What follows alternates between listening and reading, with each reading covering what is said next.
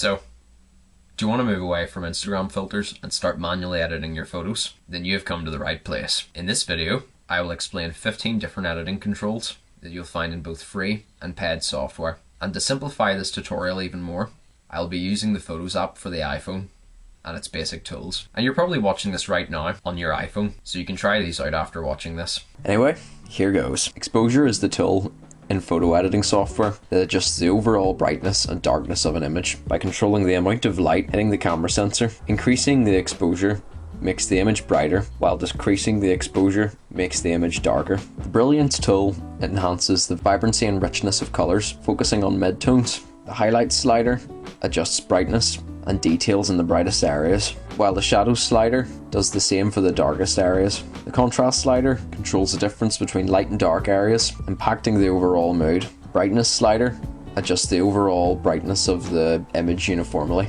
similar to exposure. The Black Point slider adjusts the darkest parts of the image, setting the threshold for pure black. Saturation. The Saturation slider modifies color intensity of the whole image. The Vibrant slider selectively enhances less saturated colors while protecting the highly saturated ones. The Warmth or Color Temperature slider adjusts the warmth or the coolness of images, and this is often measured in kelvins. The Tint slider corrects green to magenta balance. Sharpness slider enhances image crispness by improving edges and fine details. The Definition slider enhances mid-tone contrast, emphasizing texture. The Noise Reduction slider reduces digital noise on the image. The Vignette slider adds or removes a darkening effect around the edges of the image, directing attention to the center. And that's all the settings covered. And remember, you do not have to use every single one of these when editing a photo. Just remember, less is more. If you were to start cranking up every setting to high levels, your photos will look terrible. But with subtle adjustments, your photos can look a lot more stronger and a lot more tailored than a regular Instagram filter. Now go make something awesome.